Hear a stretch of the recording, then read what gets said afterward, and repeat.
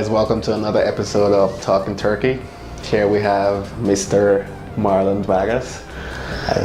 Marlon is my really good friend from Calgary. He's originally from Venezuela. He's got a degree in chemical engineering and a master's in chemical engineering as well. Correct. Yes, and he's got a background in, well, let's call it a background as well in financial strategy. Yeah, financial planning. Financial planning, exactly. Yes. And he's here to talk with us and enlighten us about what he does, what motivates him, and we'll learn a lot from this man here. Yeah. Pleasure. So, how you doing, Marlon? Oh, I'm doing fine. Excellent. Are you? Actually. Yeah. Yeah. That's good. Yeah. Now I can tell you're looking happy, you're looking glad, and Well, the weather is really nice. you can't hide it. I mean, we've had like the worst snow, especially in Alberta here. It's been bad, and now it's like 28 degrees Celsius. Yeah. Yes. Pretty yes. good. It makes everyone happy. Yeah. And there's always something to be happy for, right? So I always find things to be happy, right? So that's true. Yes. That's very true. So what's it like living in Venezuela? I know it's been a while since you've been there, right? Yes, but actually I visited there last year, and that's a subject that is it's really hard to explain because I say that based on what I have lived there, right? Mm-hmm. I came here to Canada 6 years ago. Wow. But the way it has changed, not only from that 6 years ago to now, but also the constant changes that every day I see from the news is amazing, right? Astonishing. So positive changes. Yes, there's a lot of changes. Unfortunately, they are not changes for good for the people that are still there. Many people are transitioning and trying to go out of the country. Right. Which is, in a way, it's really sad. Venezuela is losing a lot of the talent that it has. Yeah. But it's just because to find a better way of living, a better way of actually try to go out and find opportunities for their family. Because unfortunately, those opportunities are not right now in Venezuela. Yeah. Wow. And why is that? Is that mostly because of the leaders, or? Well, it goes really back, but it's mostly political. We changed the presidency in the 1998 to a new party. Unfortunately, it was a very populist type of government. It was mainly, try to encourage the people that was not being listened before to go there and say, hey, I'm like a savior for you, please. I mean, I'm going to make a change. Unfortunately, what happened is that the change, what initially looked like a dream, turned out to be really one of the worst periods of time in Venezuela history. Wow. I can tell you obviously from experience there when I was living there, in 10 years, the country was nowhere what it was before. Wow. Insecurity, lack of opportunities, employment, really a lot of diversification of corruption. So obviously that impacts a lot of the people. Yeah. That's why, especially around 2002, is when the biggest wave of Venezuelans came here to Canada, because that was an important point in time in Venezuelan politics, where they just decided there was nothing for them because the government was not basically said publicly that there were not going to be any more opportunities for you anymore. Wow. At least not in a state company. Wow. So they decided to emigrate, and that's why many of them came in 2002. I waited a little bit longer, but I think I'm glad to thank my dad about that, because he saw the vision and said this looks like it's not going to turn better any moment. So let's just try to prepare ourselves and just see where is the best place for you guys, especially for me and my brother, where to have the best opportunities, right? Yeah. And thankfully we came here to Canada, so yeah, it has been a really good experience. Wow. And during this time in Venezuela, you were you're studying for the chemical engineering. Well, yeah, I actually finished my degree in 2009. Okay. And yes, during that time, we always have already that mental thought about emigrating. We already knew that eventually will come the day. Okay. My idea, I always wanted to do a master's. Actually, that was something that I wanted to do because it was a part of my experience, right? Part of something that I wanted to experiment. Right. Okay, what is to do actually do a master? What is the difference, right? What else can I learn more that I can use for something good, right? Okay. And I always thought about doing something. Why chemical engineering in the first place for your degree? Oh, that Why one. that? Yeah. Yeah. No, that's actually a good question. Yeah. And the reason is Venezuela is a place also very famous for oil and gas. And I don't know in what was the trigger during my childhood or my teenage years, but I realized that eventually we needed to transition to something more that that can last for a longer time, and especially something that can leave something for future generations. So I always was really interested on the environment in general, like environmental engineering, environmental, renewable energies. I was one of those little guys that I was always about the science magazines. Yeah. Start reading about that. And it's like, oh, look at this. This is cool, right? It's like, oh man, they're trying to do like filters out of a straw, and it's like, small things like that. Yeah. I remember that in my 4th year of high school, so it will be a grade 10th here. I had a really good chemistry teacher, and I saw about. I did as well. I had a really good chemistry teacher. Like that's the only way I got like an A. And I keep saying this to everybody. I got like an A star in chemistry because I had a really good teacher, and I just fell in love with the subject. Yeah. But exactly, right? Not to digress. I felt the urge to say it, but yeah. No, that's really important, because one thing that I think is it was the biggest step or the biggest point of why I choose my career was also that professor. Sometimes it's not just the subject, but it's the way that it's portrayed to you, right? And I think in that case, that professor made an excellent job. I mean, I completely fell in love with it and with what I could do. So then I remember I did my vocational test, and in some places say like I wanted to be a teacher, like a preschool teacher. Yeah. I did that test too. Yeah, I remember. Yeah. And then I said, well, okay, this is not anyone near science, right? So preschool teacher, I remember, was marine biologist, something else. But then I just say like, no, I want to do something that gives you flexibility to do really what you can do to impact people in a positive way, right? Especially if you're looking in the industry. Over there in Venezuela, everything was mostly engineering, the common ones, the medical, lawyers. But I always like engineering, and I decided, let's go and do chemical, because it's very flexible compared with the other ones. So that's true. I think it takes a certain kind of person to do engineering in the first place. Like, I'm not saying like we're superhumans or engineers are superhumans or anything like that, but like it's a certain kind of mindset, a certain kind of person. You have to like numbers, you have to like calculations. You need to understand concept, principles, understand why you're doing it, and not just what you're doing, but why you're actually also doing it too. Exactly.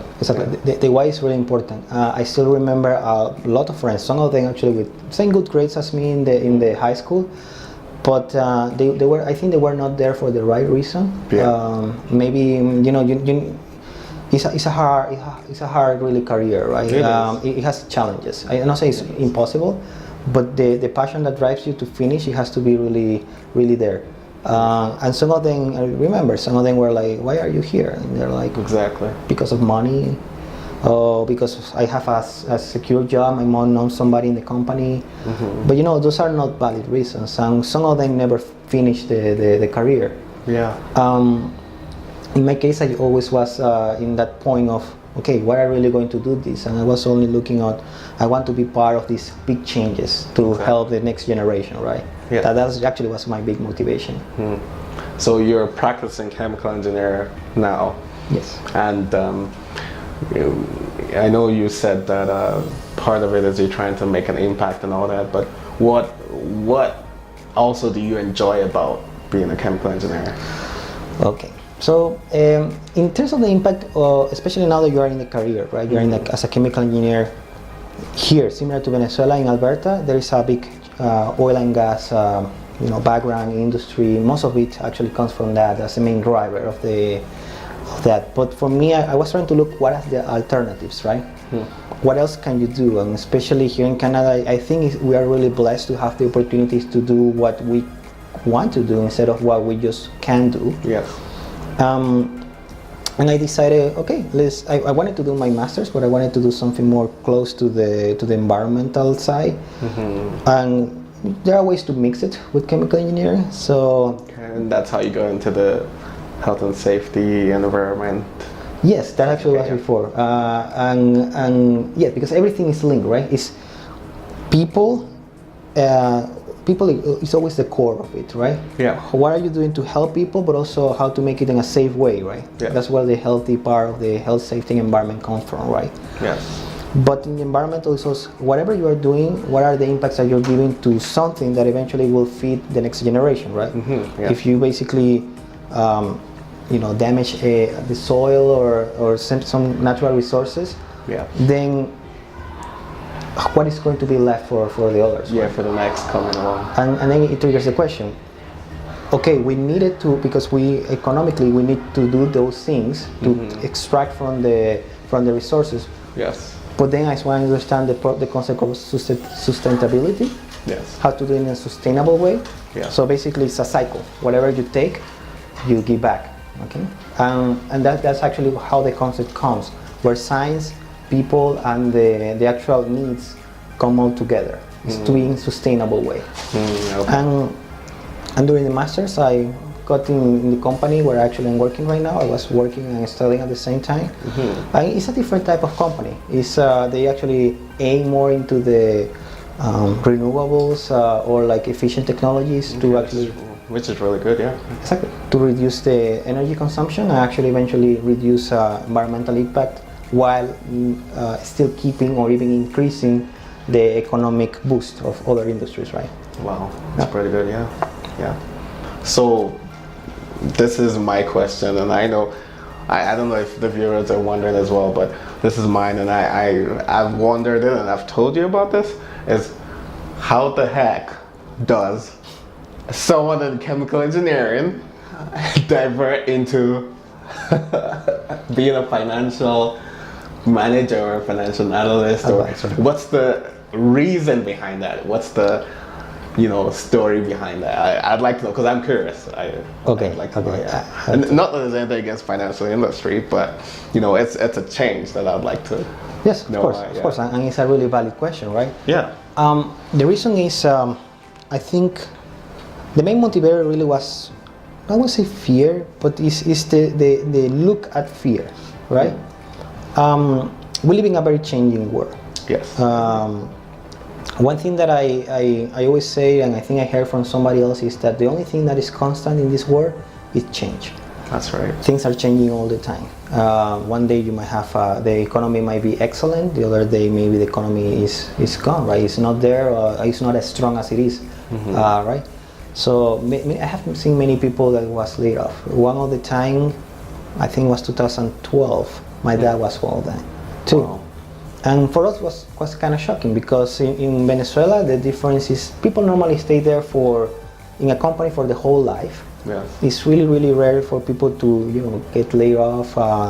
So for us it was a big experience. So the stress, what is going to happen with the family. Yeah, it's a lot going on. Yeah. So I noticed that the main reason for stress is where the money is coming from, right? That was the first one. Me myself also have sometimes fear. I thought I was going to lose my job. You never know, right? There is always a lot of uncertainty. And I say, it came to me. It's like, well, if the door doesn't open for you, Marlon, you need to actually go there and build yourself the door, right? Yeah, that's right. So it's like either have a plan B or really have different opportunities to where to choose, right? Yes. If something happens, what are you going to do? Like the worst question that you can ask when you don't have anything to do is, what I'm going to do? The best question that you can ask yourself is, I know I'm going to do this, and how can I make it better, right? And that's basically what it triggered it. I finished my master. I knew that I already was intrigued about that, about learning about finance. But then it was the point where I finally decided, yes, I want to transition, I want to learn. And because I saw what happened to me. I mean, it was part of the experience, what happened to me and the family, and say, I'm pretty sure that my case was not as severe as other people's cases. Some people are really struggling, still struggling maybe from those losing their downturns. house, their homes. Yes, Yeah, exactly. And maybe they are looking, they need to go and ask aid from the government or friends, GoFundMe pages. I mean, there's nothing wrong about that, about asking money, but the important thing is, how can you prevent those things from happening in the first place? Yes. Because it's not only affecting your way of life, it's also affecting your health. And there's nothing more valuable, I think, in this world than the life, right? The opportunity of that people to do something that they can do, but they just cannot do it because they might have some challenges, including the financial ones, right? Yes. So I say, you know what, I'm ready, I want to learn about it, and I just want to do it to help others, right? To help them understand that there is always a solution. There is different ways. Sometimes the solutions might be more drastic depending on how the situation is. Okay. But there should be somebody also that can help you out, right? Coach you up to do that, because me being here 6 years, I didn't learn anything from the 5 years of what I know now. Right. It's really confusing. There is too many things to look at. The thing here is the opposite there. Over there is the lack of information. Here is the excess of information, right? Too many sources, too many things. People tell you this is the best, but then you realize, no, this is not the best. That's true, yeah. So it's a point of how can you educate others, but also you want others to educate themselves. And that's where I came into the idea of the financial advising sector. It also helps me and gives me the great opportunity to meet with amazing people. Yeah. And I think that sometimes is something that is lacking in the engineering world, because we are very close into the computer. We actually, and this is an actual test, you get like physiological for so many times doing in the computer, you actually get these kind of positions, right? Oh yeah. But I mean, set aside that, I mean, you really are close into the work. Very few interactions with people, and at the end, what we are doing also in the industry, in the engineering side, at the end is what you try to impact the people in a positive way, right? Yes. With finance, it's just a little bit more personal, right? You are actually meeting one-on-one with that person. Yes. There's always a certain line of trust that is really, I think that's the most delicate part of this, because you always want to give the best for them, but there is also, especially when the information is missing, there might be something that might not be the best, right? That's true. Or you might give a recommendation that initially was not the best. Yeah. And I feel the finance going through if you, like you said, like helping people, engineering is also helping people, but it's more like a broader scope. Yes. Well, finances, I mean, everybody has 90% of people. I mean, okay, 99% of people would like to make more money. Exactly. So for me, I see it as going into finance is more like you're trying to like directly help people, more personal way of helping people than a broader scope.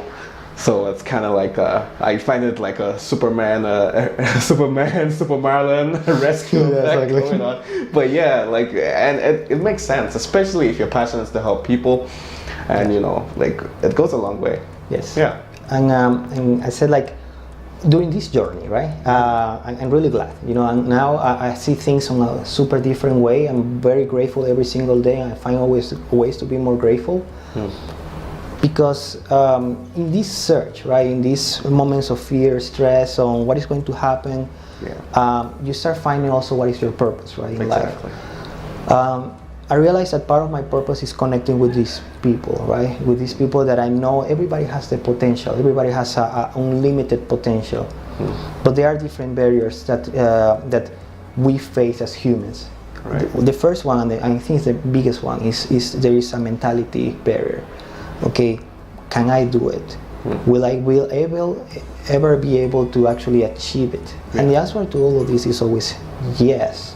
Yes. But you need to first believe it, right? Yes. The second one is about our needs, right? I always say, how can a person really go there and do what they really want in life if they, for example, are still struggling with what to eat, if I'm going to have food the next day? Yeah. If I feel like I have a shelter by the end of my work day, where a nice warm bed to go and sleep. And the last one is the resource section, right? Yeah. Where do I find the knowledge to actually learn what I need? Where do I find the people also where I can learn more about what I need to do? Or the tools, right? And one of those sources or resources, unfortunately, is the finance sector, right? It's money. You say money never buys happiness, but it's a way actually to, let's say, it doesn't expand, but like, let's say, multiplies or like makes everything look bigger. Right. Yeah. Something like that, right? So I still don't want to say accelerates, because everybody has potential to do it with or without money. But the important thing is the mentality, right? Yes. If I already have the money, I have all the other resources, maybe I feel incredibly good, then I will start believing, my belief will be even stronger. Yes. And then I will go and do it. Yes, exactly. You know? Yeah, So, it gives you that, everyone uses the word, well, leverage. It gives you that leverage, gives you that option, that I feel like money is not the most important thing, but it gives you wings to be able to make your idea come true, like, to fly the idea, to lift it up and make it something. Like, I mean, it's money's not everything, but it helps. It goes a long way. Exactly. And also release the stress, right? Yes. If you know how to handle it, if you know that it's going to be there for whatever reason, right?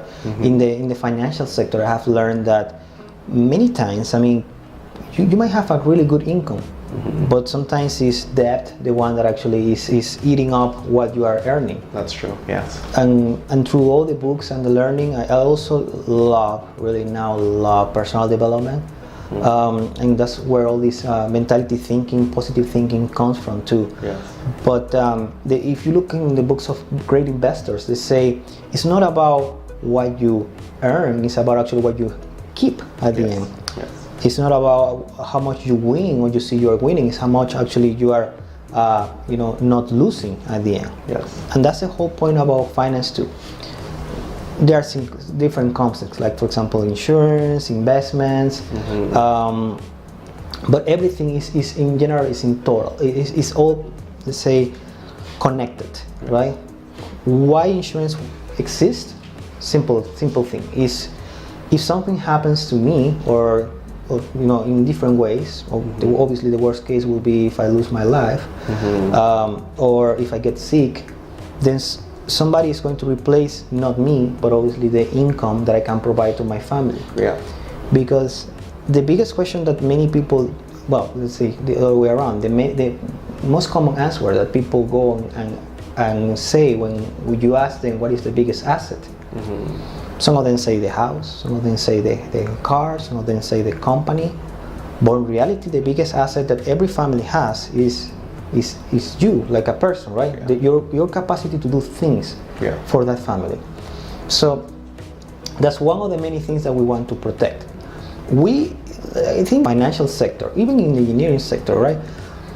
When you're providing a service or something to improve the life and quality of other people's, obviously it's not to give initially, I mean that depends also on the person, a life of luxury, a life of richness in terms of being millionaires.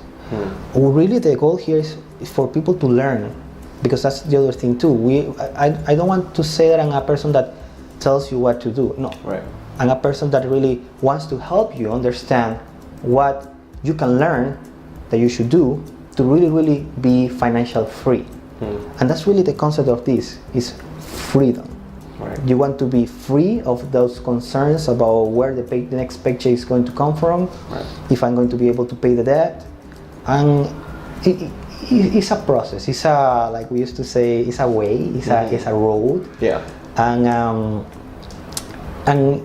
in that road that I have envisioned, I have met many people that they do really have some severe problems, and problems that initially were not easily disclosed because of those all excess of information, right, and the way that we are programmed to.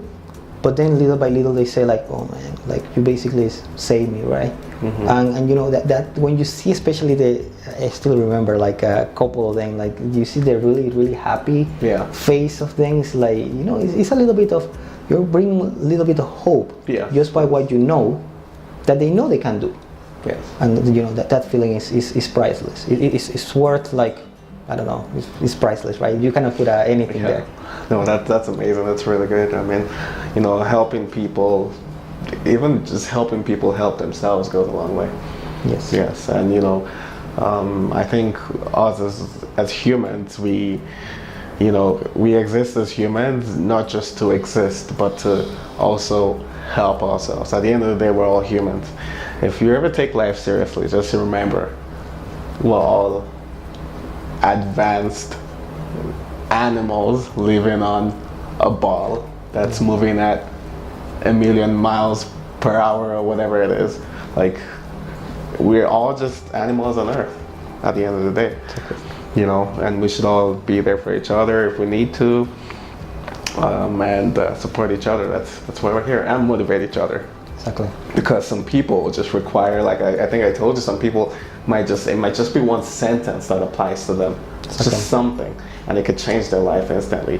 I didn't always used to be someone that was outgoing. I didn't always used to be someone that, like, I knew what I wanted to do, but I was, I just wanted to live my life sometimes. Yes. But I don't know when, but I'm pretty sure it was something I heard, and from that moment on changed me. I don't even know what I heard, but that experience is what, And it also comes a lot with the environment where you are, right? It goes a long way, yes.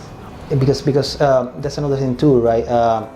I think in Venezuela, my environment was really, really close. That's why maybe I didn't start sooner to really look for this great purpose that I have. But because, there was a lot of fears in terms of safety and other things. So I most of the time was enclosed in my place, in my home. Never really explored or went out. Exactly. Besides, I mean, there were not too many tools. Here, I put, for example, one of my goals for now, and I'm very well on track on that one, is to read around 4 books per month, or read or listen to 4 books per month. So how close are you? Since 2008 to this month, it has been 3 books per month. 3 books per month. 3 books per month. 3 books per month. Okay. Per month, yeah, per month. Good. Okay. But 4 months, yeah. But this month actually got the 4th. It's 4 books in 1 month. So. Oh, nice. So it's well on track.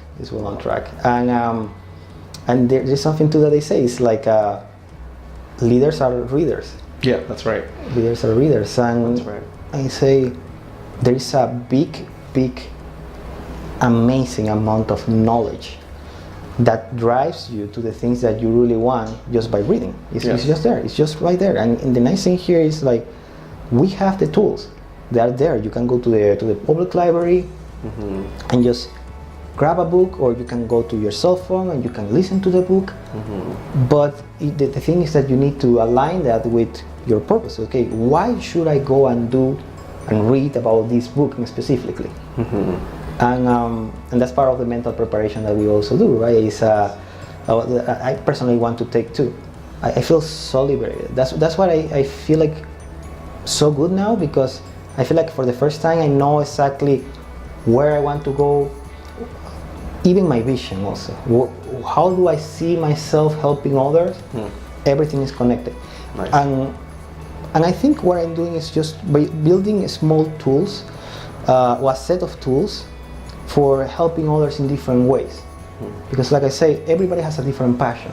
I mean, what I do is something that I believe that with enough heart, and if you really love it, everybody can do it. Even the engineering side, or the technical side, or the most person skills too, in the financial side. But some people like to be painters, some people like to go and do audiovisuals, or different projects. It's something as simple as maybe I like to do cookies, right? But maybe if I really love doing cookies and I find the time and the passion to do the best cookies in the world, I mean, and I see the face of a children when I give a cookie and they say, man, this is the most delicious cookie ever, right? Yeah. And they want to go there, and you see the crying faces, or when they tell the parents, man, I want one other cookie, right? Yeah. Those type of things. Yeah. Everybody's different. For some people, that one is enough for them to feel like I fulfill, because happiness, like we say, it doesn't come from money. It comes from that sense of fulfillment. Yes. I'm doing something not only for others but also for myself at the same time. Yes. So it's a cycle. Yes. I giving something And then you're and receiving too. back. Yeah, that's amazing. Yeah. Okay. Well, this section is we're going into our question segment. This Okay. is called the mystery questions. Okay. You don't know what these questions are gonna be. I don't know what these questions are gonna be, but we're gonna ask it. I'm gonna have interesting answers. Full of mystery. That's right. So hey guys, this is our mystery question segment with my good friend Marlon Vargas. Okay. So Marlon, we have some questions here for you. I'm just gonna shuffle it, just to make sure that you know. It's random. Yeah, exactly. Make it more random. Very mysterious hand. That's right. Okay, pick your first one, and then read the question out. Okay.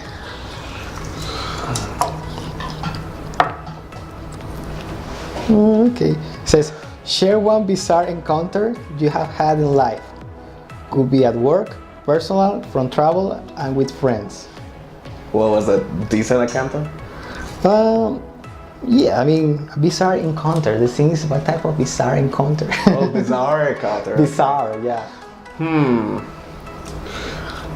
I don't know, like, I mean, Like, could be maybe you ran into an old person that you didn't expect to run into. well, one time actually, but they were not bizarre. But one thing that happened one time actually was that I met with a lady, and she was, and we were just talking, and you know, we were expressing about our likes and different. That's interesting. So ideas. you guys were like on a date kind of thing. No, that was I sure about that one. That was not a date. Oh, Are you sure? I'm sure about that. I'm sure about that. But you know, it was a little bit about the conversation in general, that sometimes it divides or diversifies on the point of I really don't know too much this person, but actually she's going to very personal things. It's like what? Yeah. And you know, for me. So people are quite open. It's shocking how open some people are. Yeah, some of them. Yes. So other times the other way around. They are super really like introvert and they don't want to share anything at all. But this lady was like, it was actually in the work. Now that I remember.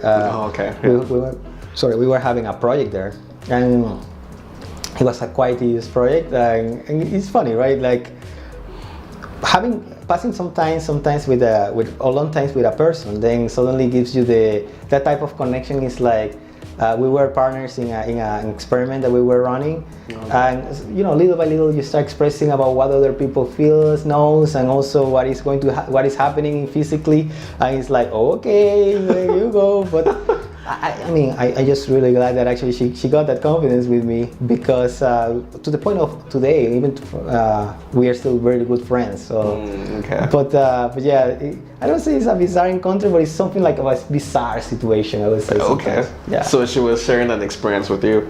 Yes, it was more like experience something like what's happening to her at that time, and you know, it's also you start connecting with some passions that that person has. So she was looking for a dance partner. So let's go on there and dance, right? So small things like that. So okay, so you guys went to the dance together? Yeah, we actually went there, and we went to an academy there, and we danced. I think we did 2 levels there with Latin music, and they love it. Like it's really nice. I also love dancing, so that's good. Yeah. Awesome. Let's go to the next question. I hope this one reveals more stories. Oh my God. When he laughs like that, you know it's going to be an interesting one. I wish I even knew what this. I wish I knew what it was. It says, when did you screw everything up, but no one ever found out it was you? Revelation time. Okay, this one comes up. Remember, your brother is on the back. Yeah, it's right there. Okay, he's laughing, I think, because he knows it's a family thing.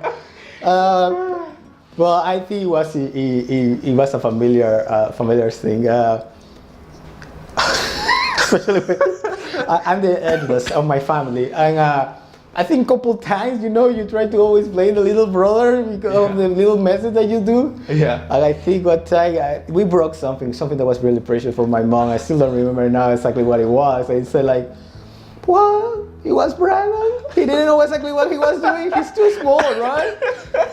Like he actually got the like all the talk from my mom. Wow. Like, well, but he got it easy also because he was a little bit smaller. Yeah. But that's so common. So yeah, that was actually the situation that happened there.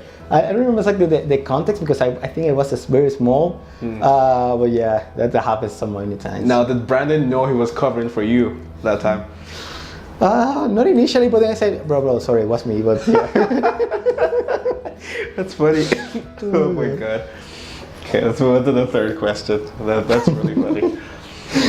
No, man. Yeah, I know that the big brother, small brother thing. Ooh. Okay. What's a body part that you wouldn't mind losing? Okay. Good question. That's a good question, actually. This is a very, very personal question in the sense that I noticed that there are some, say, parts of my body that I feel like, without them I couldn't live or I couldn't work.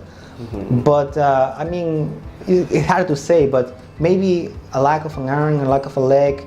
Some people, you see that more often, people adapt to that. But it's I don't think it's something that will limit me. I mean, obviously, it will physically limit me, but I have found during this experience, this road, meeting with people that actually that reminds me of the previous question. But I actually met one time a girl, really interesting conversation with her, because at the beginning I thought she was completely fine, she was completely normal, and then suddenly she tells me like she has MS, multiple sclerosis.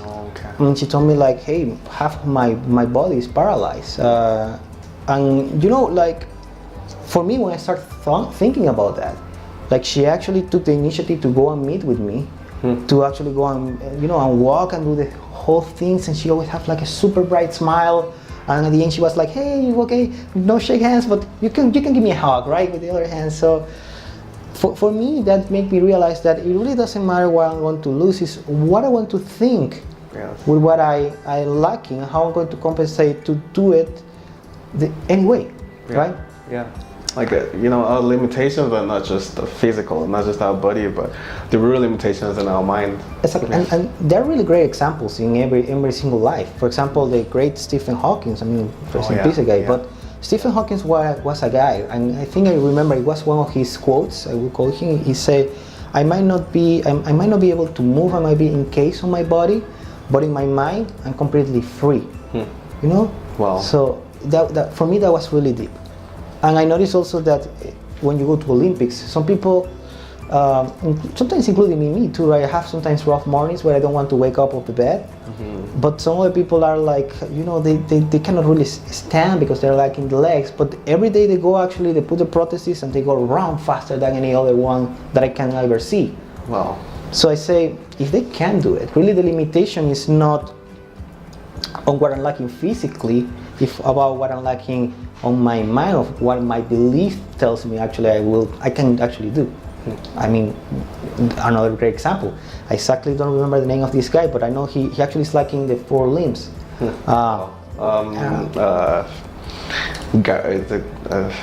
Not Gary, Andrew something? I think something like that. Yeah, he's a motivational speaker. Yes, exactly. Yes. And it's like he has a family. Yes. Something that, an amazing family. And he actually takes care of the whole family. Yes.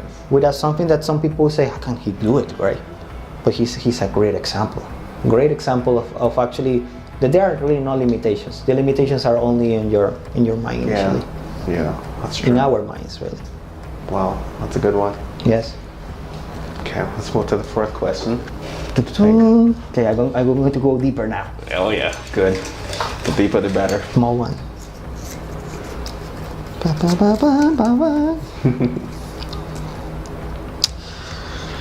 Okay, what's your favorite town, city in the world, and why? Okay, well, I think I know that one. Well, You better say Red Deer, Alberta. Red Deer, of course, 100%. No, I'm a very homeland guy, right? The way, if I look at things the way they are right now, probably will not be the best place to live. But in terms of the people, the experiences, most of my family was there. Mm-hmm. My city, Maracaibo, was a really, really nice place to live. I mean, it's because of the memories. Right. Most than the experience. I mean, I can name thousands of cities that I really want to visit and know and learn more about every single day, because there's always something new to learn. But the thing is, where do you feel like home? And I think in that case, Calgary, which is the city that opened the doors to me here in Alberta, and Maracaibo are the two main ones. They're my homes, right? They are where I every day go there and meet new people, make great friendships, like you obviously, and it gives you a place also where you can go back. Yeah. So now the why? I mean, obviously we talk about the familiar. Yeah, that's gonna be the next question. Yeah. Yes. Yeah. But the other one is, especially in Venezuela, is the food part. I love food. So I'm a little foodie actually, and I actually gained a little bit of weight on my last trip last year. But it's a little bit of that, a cultural exchange. Here in Calgary, I can say also that I do love the freedom. The freedom of be safe when you go out in the night without worrying about somebody that might rob you, take out your cell phone. True, yeah. And also the fact that, like we say, we are living in a world where not everybody has the same idea of where the opportunities are. Mm-hmm. But here in Calgary, in Canada, I feel like there is a lot of opportunities out there. Like I love being in the library or getting in contact with people over there. Yes. Because it's a great place where I can actually learn, where I didn't have the same chance in Venezuela. There were libraries, but not as good organized as they were here.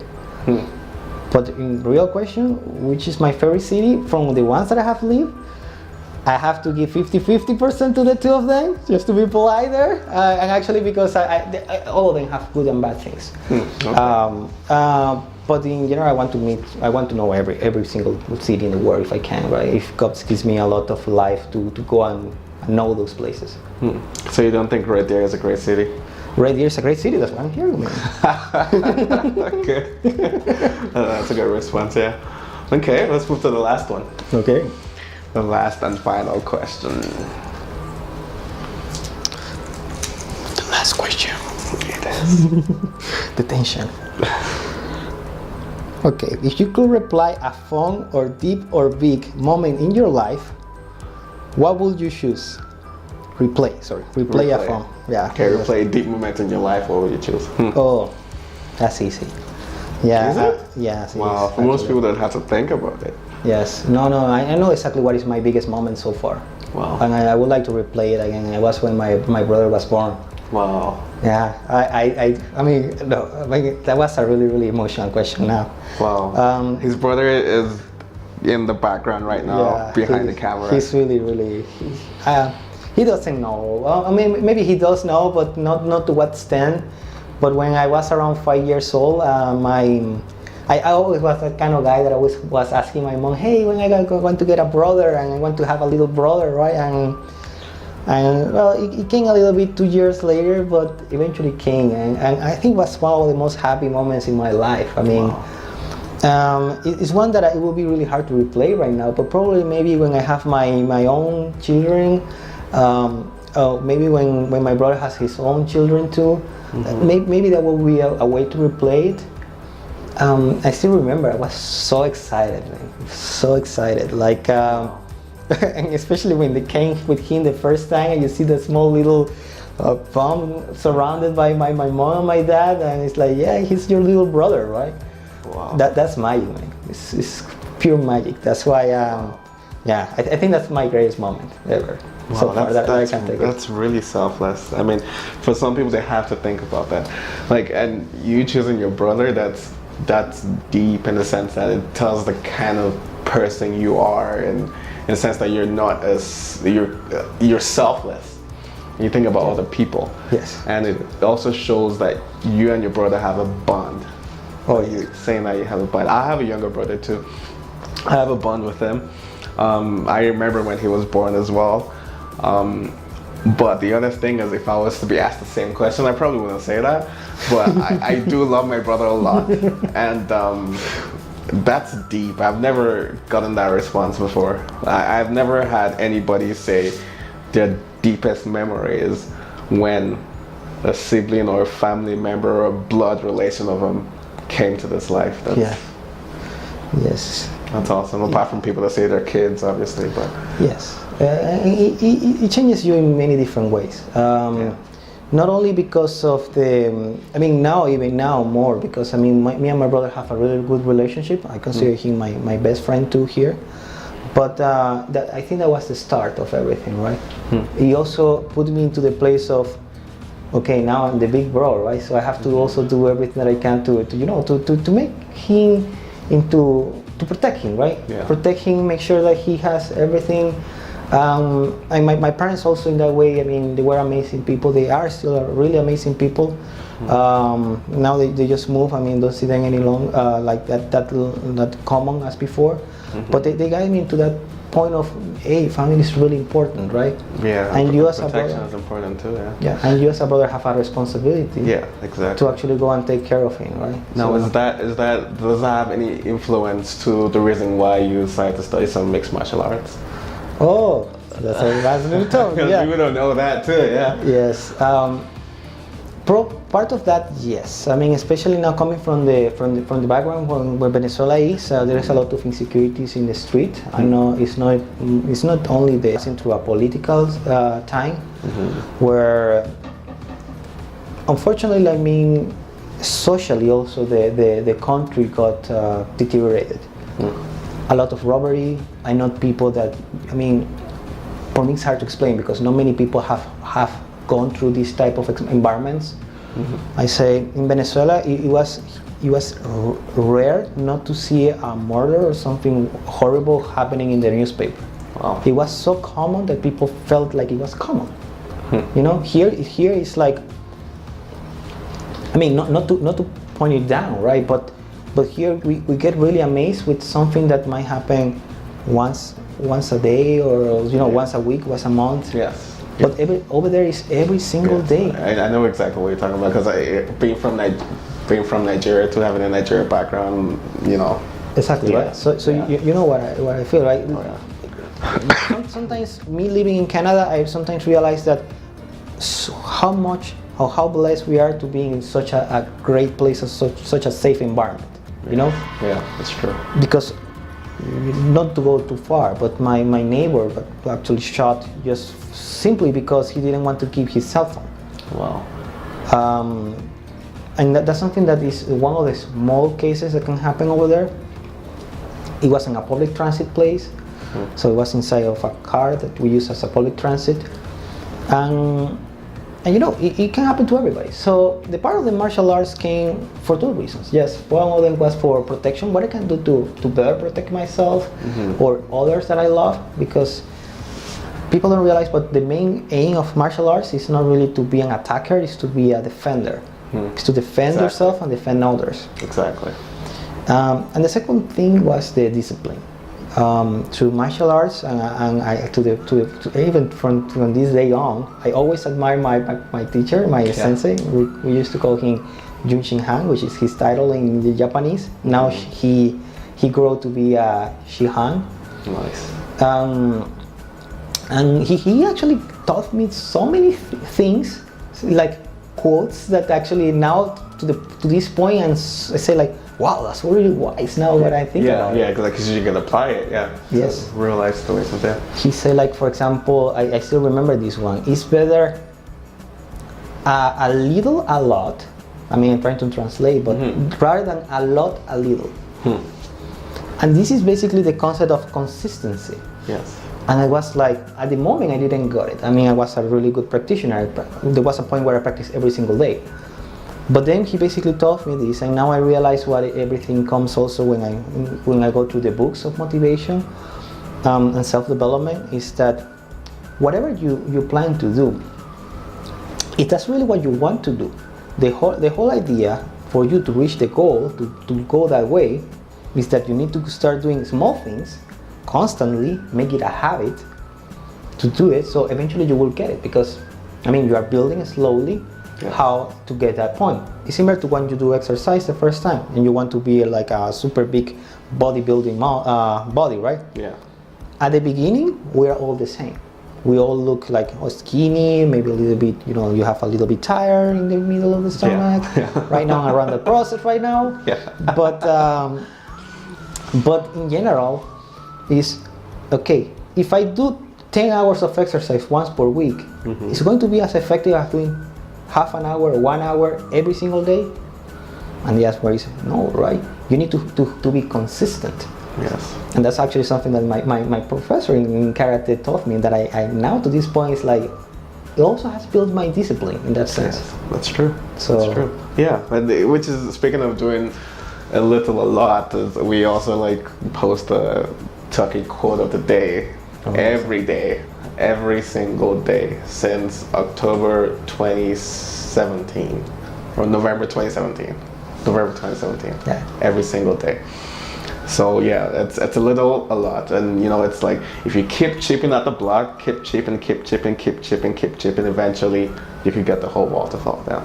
Exactly.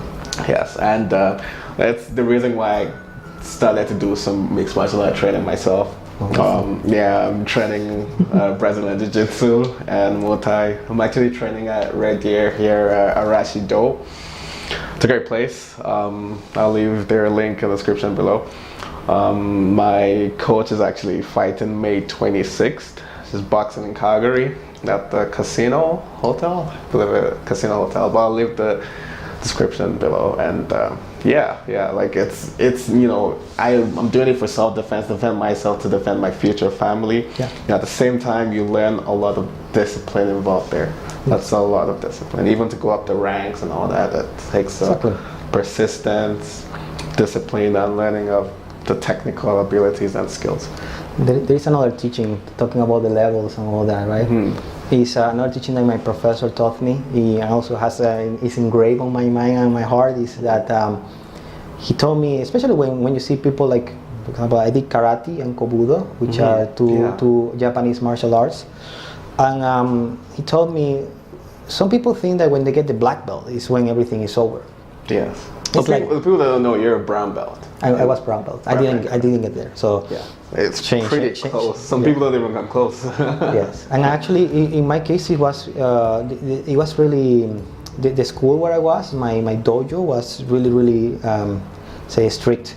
So they only tell you to do the exams when they feel they are ready, and the exams are really hard. I think I have never been more tired in my life after one of those exams. Yeah. Oh yeah. Never ever. They are both psychologically and also physically exhausting. Oh yeah. But he told me this, and he says like, you think when you get the black belt, when you reach this point, you already know everything. He said like, no.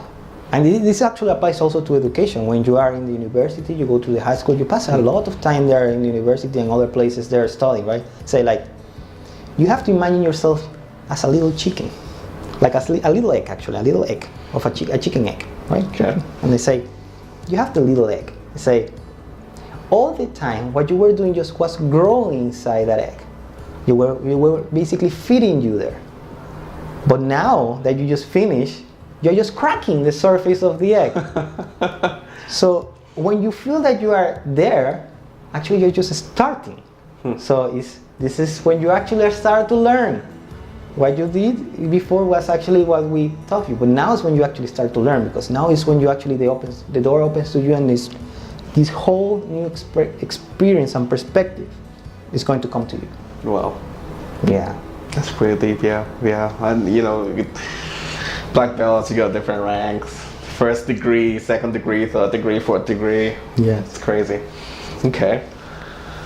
This segment now is our you give or you get segment, where I know, it's full of surprises, eh? So in this segment, we're gonna have Marlon. Actually, I'll flip the coin, and then you choose either heads or tail for you give or you get. So basically, if you give means you're giving something, like you're donating to a charity of your choice or whatever you want to do, and then you get means you're getting a gift from us. Okay. Correct. Okay, we're good? We're good. Okay, so heads for which one do you want? You want heads for you give or heads for you get? Heads for I give, yeah. Okay, So, alright. there you go. So, do you want to flip it or you want me to flip it? You can go? Yeah. Okay. With the luck, I'm doing my mental work there. Yeah. So this is a tail, which means Marlon, you get a gift from us. Awesome. Awesome. I love this. Okay, so this is the bowl for you. Get. Choose whatever you want there. We hope you like it. Choose wisely. Like the Padawan. Yeah. A Cineplex gift card. There you go. You get the Cineplex gift card. That's Awesome. amazing. That's amazing. Right now it's the Avengers over there. Oh yeah. Perfect. Awesome. Awesome. Thank you. Thank you very much, guys. You're welcome. You're welcome. And yeah, so do you like your card? Do you like the Cineplex card? I love it, yeah. Yeah. But you know, actually, one other thing too that is very important, and that's part of what I also have been learning a lot, is as you receive, you should give too. So I still will also donate to charity, Wow. just in case. Wow. That's, So yeah, that's awesome. I will donate exactly the same amount for this into my charity. Usually I donate to the Red Cross. It's one of the Okay. ones that I support the Red most. Cross, okay. So I also will give to them. Wow, that's amazing. Yes. What motivates you? Me? Yes. What motivates me every single day? You know, there are two things. The first one is the normal law that I have in my head right now, because I feel it like a law. I have to follow it. But there is always something better. There is always something better for everybody, not only for myself. I mean, I can tell you this. Like I also struggle. Everybody struggles with things that we feel that we should have, and sometimes it's. But you can take it two ways. You can take it in a positive way and say, if it's not for me right now, it's just because something better is coming. Or you can take the negative, which is well, if it's not with me right now, or I don't have it right now, it's because somebody doesn't want me to get it. But I always take the positive side, right? The second one is because, or the second reason that motivates me is my purpose. I think I'm really, really strong, and I will share with everybody what my purpose is. I found that my purpose in this life, and that's what I'm trying to track every single day. That's part of what I do engineering, that's part of what I do finance, and that's also part of what I want to develop even further than that, which is I want to help people to create those opportunities to do to really, really achieve what they really want in their life, to motivate, what motivates them, what really, really passions them, what really, really gives them joy for others. You know what I mean? Like, what are they going to do for the greater good? Because that's a really important part. We as humans, and this is the difference between us as a species and as something else, right? Because we're human beings, not just humans, right? And that's really what differentiates us from the rest of the animal world. Because we can be whatever we want to be, Yeah. as long as we believe that. Unfortunately, that power is a double-edged sword. So that's why the purpose, it has to be really, really aligned to the good, to giving others the opportunity that first they think they don't have. Second, the ones that actually they might not have it initially, but that you know you can provide to them, right? A thought, we talk about that, like a small thought, an idea, a spark. Yes. And I think that's what motivates me. Not the thought about me getting something. It's the thought of me knowing that I'm doing something, and you know, nature is amazing. They say everything in this world either gives or receives. Yes, that's true. So it's unnatural to just give. But the important is that the intention why you are giving. They say, if you imagine the heart pumps, or even the lungs, right? It pumps and contracts, right? Swells and contracts. You cannot tell your heart, even if it's better for you, just contract. No, right? There's always a giving and a It's natural. taking. It has to. So my belief is that me giving, I'm going to receive something way bigger than myself. And whatever I'm lacking right now, eventually it's going to come. So that's the two things that are going to motivate me, because every single day I have those two thoughts in my mind. And just basically following and really having them conscious, so everything just really gets attracted, right? Yes. And I also looking for it. So it's a love of attraction, really. Yeah, so you believe in the law of attraction, definitely. 100%, yes. Yes. Do you have somewhere you write all your goals and ambitions? Do you have like a little pad or paper where you write all that down? And yes. Yeah, I started actually one of mine for this year, and like I said, one of them I'm on track, which was the part of my personal development on the sense of learning, which was the books. I'm reading close to 4 books per month now, and either reading or listening, because you only have 24 hours in a day, right? Yes. But and that actually has helped me so much. Like, yes. Like I feel like one of the things that I have a discussion with another fellow friend of mine is that we both agree that education is really what is going to change completely the world. It's not what you have or what you don't have or what you feel you don't have. It's what actually you learn and how you learn to get the things that you actually want and you can give to others too, so they have it too. So everything aligns there. Education is really the big power. That's also why in the finance sector, more than an advisor, I consider me more like a coach. Is giving them the tools for them to realize, hey, this is good for me. I should learn more about this, right? And eventually you get a little bit of synergy there. They achieve what they really want, and at the same point, you receive something, either just a gratification. There is nothing better in a person that when they feel like, I'm good, you know. Sometimes that's also a really good feeling for us when you don't need to do anything, because they already are good in any sense. Yes. I hope that comes for everything else too. Like they feel, I'm good with my family, I'm good with my children, with my parents, I'm good in my work, I'm good with what I'm doing, not just I'm good with my finances. But unfortunately, that's one of the main points that hinders, or what we believe hinders, people's growth in the other areas. So that's part of what motivates me every single day. Yeah, that's awesome. So if people were to reach you or to come to reach you, how can they reach you? If they have like financial questions, or maybe they need someone to give them motivational word, do you have a website or an email that they can reach you at? Well, the website is right now in the making. I'm doing a Facebook page.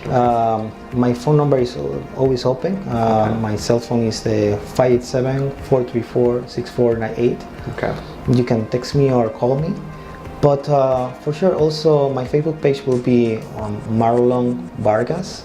Okay. Probably we'll write it down. WSB. Okay. And also opening social media pages for people to go and get in contact with me. So through any other media, because what I really want is like there are no barriers between us. Yeah. So whichever way you want to contact me I'm trying to open those channels for everybody to just get in there. Yeah. You need a question, you need just a little bit of advice. I mean, go ahead. If you just are curious, I also plan of what I'm trying to do, and what I have been developing on the couple of months is also a regular material for them also to read and know basically what is going on, right? Yes. What are the tips and tricks, because like we say, we are living in a changing world. Exactly. So a big chunk of what I want to do too is that people get prepared for those changes, and maybe even sometimes take advantage of those changes, because also there are opportunities. When change arises, when the opportunities arise too. That's right. So, yes. Yeah. And we'll leave the description on how to contact Marlon below. And so if you were to give just a motivational message to our viewers, we're gonna wrap this up with a motivational message. So if you were to give a motivational message to our viewers, what would it be today? Okay. My biggest motivation message for everybody that is here with us today is I'm going to quote the big words of Martin Luther King. I mean, I'm a big admirer of him. It says, if you cannot fly, then run. If you cannot run, then walk.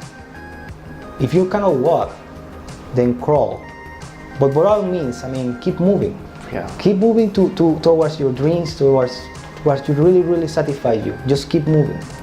Small steps take you still a long way than somebody that just stay. You miss 100% of the shots that you don't try. That's right. That's right. Ladies and gentlemen, you had it. Mr. Marlon Vargas. Thank you very much. So Thank you very much. Thank you very much. Thank you so much for coming, Marlon. Appreciate it. It was a pleasure. Yeah, it has been really a humbling experience with you guys. I mean, Talking Turkey has been a really amazing. I mean, Ade is a really open guy, and please, I mean, follow the page, follow the Facebook and the Instagram. Yes. Like I say, if you need extra motivation, go there and read the daily quote. That's right. Every day. So I mean, it's really a really open conversation for people to know about what is out there. That we all are humans. That we all actually, you know, have problems and also have ways to solve them. Right. That's right. Yes. Together we can achieve so much more. So much more. So much more. And you know, it's an avenue to learn. It's an avenue to learn. You know, and to sometimes you know, the problem is not really the problem. It's just the way we see the problem. If we could change our perspective, the problem is half solved. Yes. Exactly. Well, I appreciate this great man coming here to meet with us today, and it's been an amazing experience. Thank you so much. Saying it was a very humble experience. Thank you very much for everything. So it was an honor to be here. Yes, and if you guys love the shirt and you want the shirt as well, the link again is in the description below. Thank you so much for listening, guys. Until next time, take care.